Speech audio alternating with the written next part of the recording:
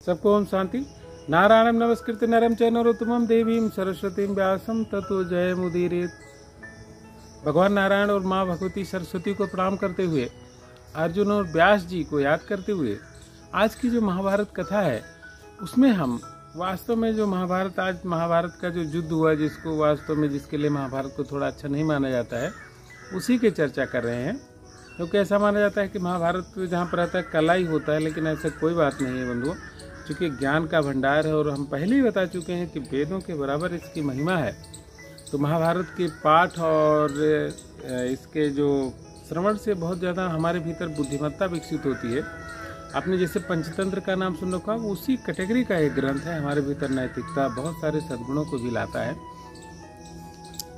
तो महाभारत के जो युद्ध प्रारंभ हुआ उसके संदर्भ में हम चर्चा करेंगे कि युधिष्ठिर ने सबसे अनुमति ले लिया और अनुमति लेने के बाद ही महाभारत का जो युद्ध था वो प्रारंभ हुआ।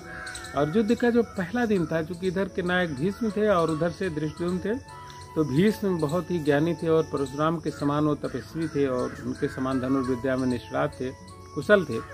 तो उन्होंने पांडव सेना पर ऐसी तबाही मचाई कि पूरे पांडव सेना त्राही त्राही कर गई और उन्हें लगता था कि हमको कोई बचाने वाला नहीं है। तो पांडव सेना के एक दो प्रमुख वीर भी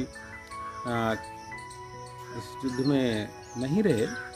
लेकिन दूसरे दिन का जब युद्ध शुरू हुआ तो अर्जुन ने ठान लिया था कि नहीं, मुझे बहुत ही अच्छा करना है। तो अर्जुन ने जो दिव्य अस्त्रों की झड़ी लगाई, अपना ऐन्द्रास्त्र प्रकट किया, महेंद्रास्त्र प्रकट किया। इससे कौरव सेना पूरी तरह थर्रा गई और उसके नाते पूरी तरह से कौरव सेना तितर बितर भी हो गई और उसके मन में पूरी तरह से अर्जुन के प्रति भय छा गया। और सारे जो कौरव के महारथी थे वो अर्जुन का जो शाम का युद्ध जब समाप्त हुआ तो अर्जुन का ही गुणगान करते हुए गए।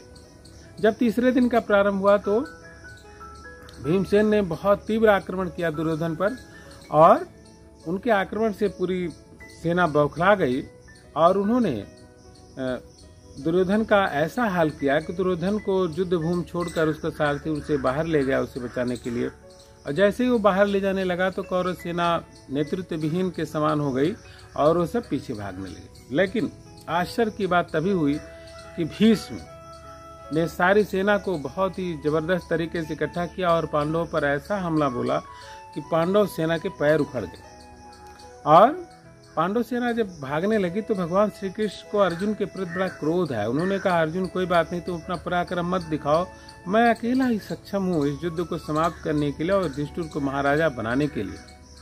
मैं अपने चक्र का आह्वान कर रहा हूँ। और वो रथ से कूद पड़े, उन्होंने चाबुक छोड़ दिया और आवेश में आगे भगवान श्री कृष्ण उन्होंने अपने चक्र को स्मरण किया। चक्र के आते ही सारी जो सेना थी उस पर प्रकाश छा गया और सबकी आंखें चकाचौंध हो गई।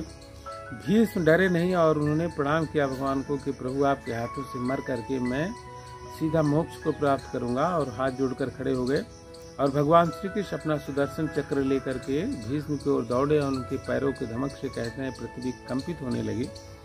तभी अर्जुन दौड़ करके आए और उन्होंने भगवान को पकड़ा, लेकिन वह उनको रोकने में सक्षम नहीं हो पाए। तब जा करके अर्जुन भगवान के चरणों को बहुत जोर से पकड़ लिया और 10वें कदम तक जाते जाते वो जोर से पकड़ने के बाद भी श्री कृष्ण अर्जुन को घसीटते रहे। तो 10 कदम चलने तक चलते चलते उन्होंने भगवान को वेग को थोड़ा सा कम किया और भगवान ने देखा कि अर्जुन मेरे चरणों में पड़ा हुआ है। अर्जुन ने बहु अन्य विनय किया और उसने कहा कि जो मैंने प्रतिज्ञा किया था कि मैं बहुत ही मन लगा कर युद्ध करूँगा, तो अब मैं ऐसा ही करूँगा। तो कहते हैं तब भगवान श्री कृष्ण ने अपना चक्र वापस लौटाया और वो रथ पर आकर बैठे। तो अर्जुन ने जो उसके बाद जो पराक्रम दिखाया उससे पूरी तरह से कौरव सेना के पैर उखड़ गए और भीष्म आदि कोई भी उनका सामना करने में सक्षम नहीं हुआ। तो इस प्रकार से ये जो महाभारत का युद्ध था, जिसमें मामा भांजे चाचा ताऊ आपस में लड़ रहे थे, उसका यह तीसरा दिन समाप्त हुआ। और आपको बता दें कि युद्ध के मुहाने पर पांडव सेना की तरफ से भीमसेन थे, जिन्होंने प्रण कर रखा था कि सारे कौरव पुत्रों का वध मैं अकेले ही करूंगा। और उन्होंने कई कौरवों का वध भी किया और युद्ध के अंतिम दिनों तक उन्होंने सभी कौरवों का अकेले सफाया कर दिया था, जो 100 भाई थे युद्ध को छोड़ करके। और एक ही कौरव था जिसको मारते समय भीम को कष्ट हुआ था और विकर्ण था, क्योंकि उसने द्रौपदी की सभा में सही बात कही थी। तो अगला फिर हम चलेंगे महाभारत का युद्ध के जो अगले दिन है, लेकिन आज के लिए हम समाप्त करते हैं। तो जो लोग अभी तक भी नहीं सब्सक्राइब किए हैं वो इस चैनल को जरूर सब्सक्राइब करें और इस वीडियो को अपने दोस्तों में शेयर करें सबको।